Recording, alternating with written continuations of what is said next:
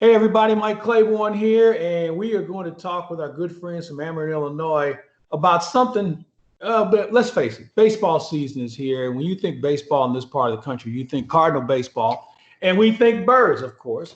And I thought it would be a good idea to talk to somebody who is not only an avian expert, but a person who understands what's going on with regard to birds and electricity and things of that nature. And our buddy Riley Adams is with us today. Riley, thanks for joining us and welcome to clavesonline.com. My pleasure to be here, Mike. Thank you. All right, before we get started, I'm sure you've had this question asked of you 1,000 times. If I was able to put my hand on a live wire coming off a post, I would be electrocuted.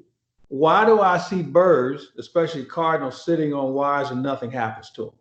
Well, Mike, what it takes 2 points of contact for either a bird or a human to get electrocuted on a line. When a bird lands on that line, it's standing on one of the wires, and if its wings aren't long enough to touch a second wire or a grounded connection, it's safe. But if its wings were wide enough, like a hawk or an eagle, it may touch two of those wires at the same time and cause that to happen. When you're touching a wire, you're standing on the ground. That ground is a second important connection also. That's why the power flows from the conductor to the ground. So I would imagine that like the hawks and eagles know that live wires are out of bounds for them. No, I don't think so. They think it's just a perfect place to perch and build a nest for one thing. They like to sit up there and look for prey and just build nests and do their daily business. So why does Ameren, obviously conscious of these animals, these birds, what protection plans do they have in place to protect the birds of all sorts? Yeah, Mike, what we've done is developed a pretty comprehensive plan. It's based on requirements that come from the federal government, the Golden Bald Eagle Protection Act, the Migratory Bird Act, and the Endangered Species Act. And what we do is our facilities in Illinois and in Missouri, they cover a large area, territory. Illinois, we cover from the southern tip of the state all the way up to just south of Chicago, around I-80. So it's a large area. Our facilities are out there. We have several million poles out there. And, birds, they nest on those and they roost on them. So, what we've done is try to be stewards of the environment to a certain extent. And, we'd like to make sure that those facilities are safe for birds. And I like to tell the story that when power lines were first invented over 100 years ago, I think the goal then for people was just to get power to everybody out there. And they just built lines, not even considering the impact it would have on wildlife, because people needed power. What we learned a lot since then is, if the distance between our components up there are not sufficient to be greater than the wingspan of a bird when they land on those components, it causes them to obviously perish, but it causes an outage to our customers also. So over the last 15 years or so, we've looked at this from a perspective of being stewards of the environment and improving our reliability by developing an avian protection program to solve these issues. Well, I want to go back to something because you mentioned nests. So in essence, these are high-rise apartments for a lot of birds and their families with regard to them nesting and being able to nest in a safe place where all of a sudden they don't go from live birds to fried chicken. That's exactly right. I mean, a lot of our lines are in the city now. They're obviously over the city and in the country. And, the birds live in trees, obviously, but it's just another tree to them. It's just another tree, but what it provides is very good visibility for them. That's why they like to nest on our power lines, especially on our cross arms. They're on tops of poles. It's a perfect platform for them to nest on. And we don't mind that. We try to make it safe for them.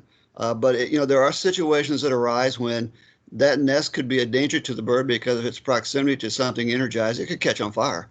So when we notice those, we work with officials that can help us determine if that nest is occupied. And we relocate those nests sometimes to another pole. We'll put a fake pole, if you want to call it that way, adjacent to our pole. We'll relocate their real nest to that pole, and the bird can take up residence there where it's safe. And when you talk about these birds, if you have the wrong one in the wrong place, it can create havoc not only on the pole, but certainly in an entire neighborhood, if not larger. Yeah, that's very true. I mean, when we get birds in substations, that's a huge issue. We get hawks or owls in there that are looking for prey, and the same thing can happen in there. They'll get, their two wings across two different components. It could cause an outage, but in this case, it could cause an outage of the substation transformer. And that may cause an outage not just to an individual customer, but maybe for 2,000 or 3,000 customers. So we do the same thing in substations. We put avian protection products in the substations. Basically what we do is we cover the components. We have items such as this, which is a plastic piece of plastic. It's a cover for a hard component. Every time we have a wire that's connected to something, it has a bolted connection. And we cover those bolted connections with a hard piece of plastic. What that does, it doesn't provide that energized component for a bird to touch. It's safe for them to touch against these, and it doesn't cause an outage or injure the bird. What are some of the other protective measures that Ameren Illinois puts in play to protect birds? The other things we do is one is we train all of our personnel. We make sure our personnel from the design stage for standards, we make sure our standards are designed so they're avian safe. What that really means is, like I mentioned earlier, a lot of companies when they first built power lines, they had very short cross arms, the two arms, the arm that holds the three conductors up on top of the pole. Well, we've lengthened those arms so that when a bird lands on top of that arm, the distance between two of the phases is greater than their wingspan, so it's safe for them to do that. On existing structures that are out there, and we design our standards that way. On existing structures that are out there, what we do is we will either rebuild those structures or we install plastic products on one of those phases, and that allows the bird to safely land on top of that structure. Other things we do have this device is called a swan flight diverter. And basically, what it is you got a piece of conductor like this, if you can see it. This snaps on it, and these very small conductors are hard for birds to see when they're flying. And what this device does is the orange is a reflective tape in the sunlight, and it'll reflect it. It makes the conductor look bigger than it is. And the center one is glow tape to a certain extent. It absorbs the sun's energy during the day, and at nighttime it glows a small brilliance of glowing. And we install these about 30 foot apart between the poles on the wires, and it allows the birds to see it from a further distance away and adjust their flight plan. I'm not a biologist, I'm an engineer, so way I was told is a lot of your large birds like swans and stuff are like B-52 bombers. It takes them a long time to change their flight plan, their flight path, so they need to see it from a further distance away. So would that be considered a flight diverter? Yeah, this is a flight diverter for a bird. It's called a bird flight diverter or a swan flight diverter. Typically, it's applied where you have wildlife areas and we have poles adjacent to that, like a lake where a bird's going to come in and land on the lake or take off from that. And we want to make sure they see those lines because some of those conductors out there are pretty small, and from a distance, it's very hard to see that compared to this. Yeah, I would imagine birds are fairly intelligent. The only thing they have to worry about is not being sucked into a plane, not being a prey to somebody else, and not being shot at for the most part. How common are birds when it comes to being able to adhere to what you guys are trying to do to protect them? Are they pretty cooperative, or are they mischievous, or they inquire too much to the point where you have to change it up from time to time? Yeah, birds have minds of their own, obviously, and we have to design our system so that they're going to do their thing, no matter what it is, and it's safe for them, and that's what we try to do. For Ameren Illinois and its employees, if they come in contact with a bird of prey, how do you deal with that? Because there are birds of prey that are just waiting on a good meal. And obviously, with Ameren Illinois and all the high-rise equipment that they have in the sky, it's a good spot for a bird to be able to find a meal. So what do you guys try and do about that? And what we do is, the birds are going to use our facilities like we've talked about. We trained all of our employees on how to deal with that as they come upon a bird of prey being a hawk or now or an eagle on our facilities. We want them to use those facilities safely, but if for some reason they get trapped on it or injured, what we do is we do a couple things. By federal law, we can't handle those birds. So we work with Raptor centers like the Illinois Raptor Center in Decatur. And what they do is they will come and help us retrieve a bird. And if it's injured, they will safely rehab that bird.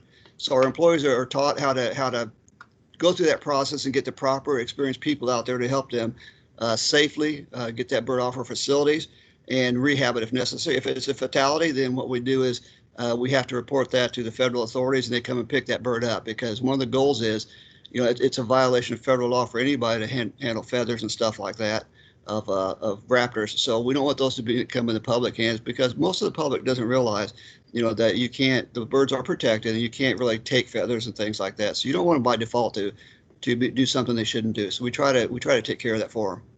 I would imagine that most people who are watching this did not know that Ameren trains their employees to be certainly aware of birds and their rights and their privileges and their ability to move back and forward. How long of a process does that normally take for the training? The training process probably really takes a couple months, because people have to understand our standards of how to design stuff, and our field personnel need to understand, the different products that are available, like I've mentioned, that we can apply out there to safely protect the birds.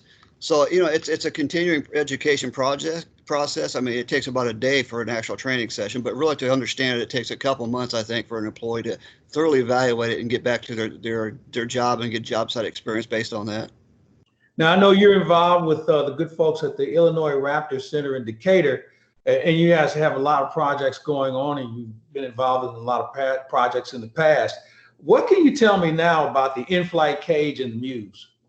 You know, the Illinois Raptor Center, when we started working with them about 10 years ago, they're an organization that's funded by volunteers to a certain extent. But they are one of the premier organizations in Illinois that take in injured wildlife from all forms, from the public and from businesses also. And what we realized is we needed a partner that can come and help us on our job sites when we do have injured birds or birds that are fatalities, and they can safely handle those legally. And we noticed that, you know, they are getting so many raptors turned in by the public that run into buildings, run into windows, run into their cars. They're getting hundreds, if not hundreds, a month sometimes, and they didn't have the facilities to safely rehab those. So what we did is we helped them build about 25 to 30 Muse, they're called, which is about an 8 by 8 by 8 cage to a certain extent that allows a bird to safely rehab after it's been injured in a broken leg or a broken wing. The doctors there can fix it, and it gives them several months to rehab. And what they try to do is, you know, they track where that bird came from, and they'll take that bird back out and release it to the wild in that same area.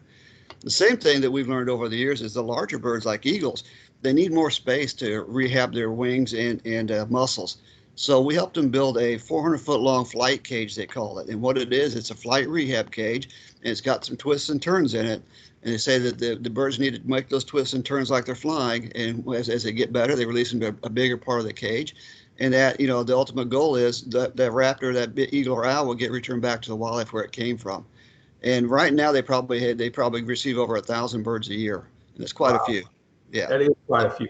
All right. Give me an idea of your favorite bird to watch, because you watch birds for different reasons. Your favorite bird to watch as far as its grace and its skill, and the one bird that just doesn't seem to read the memo when it comes to staying safe. The bird that doesn't read the memo is probably the smartest bird out there, and that's an owl. Really? You know, they're out at night, and it's still, even though they have good vision, it's hard for them to see what's going on. And we have owl issues in substations, but our efforts have really decreased the amount of interactions we have quite a bit. One of my favorite birds is actually just a wren in the backyard, hopping around on my back deck, looking for grain and messing around with my ground squirrels. They like to harass them all the time. It's fun to watch. What about the cardinals? I'm sure the cardinals probably really high up the IQ chain there. Well, that's a given. I mean, cardinals are a given. We know that. Yeah, so cardinals are right on top, but you know, we're talking about other non-common birds, I guess. Yeah. Yeah, you know what, they're all playing for second place, so we don't really worry. Right. Exactly. Riley, this has been fun. Again, I'm sure many of our viewers were not aware of the interest and certainly the dedication you and your team have put into making sure we protect wildlife that hang out on the wire, so to say. Anything else you want to pass on? Because you have a lot of people that are certainly involved with this project. We do. I mean, if the public sees a raptor or injured bird, they can call our call center, and if the number is in the phone book or online, and we will get a hold of somebody if they don't know who to get a hold of with Fish and Wildlife, and they'll take care of retrieving that bird safely. And whatever you do, don't touch the bird. Let the trained professionals come out and handle it. Exactly right. Some of the birds can be dangerous. They have claws and they have beaks, and they like to peck and grab stuff. So I wouldn't get close to them. And especially don't get close to them if they're on top of a wire. Exactly. Yeah, we learned it takes 2 points of contact for that electricity to flow, so don't be one of those. All right. Hey, Riley Adams, we thank you so much for being part of what we do today. And of course, you can go online at AmerenIllinois.com and check out all the other information that we have available to you. Thanks a lot, and let's have a great baseball season, and looking forward to staying in touch with you, and keep track of those Cardinals for me. Go Cards. Thanks, Mike. Appreciate it.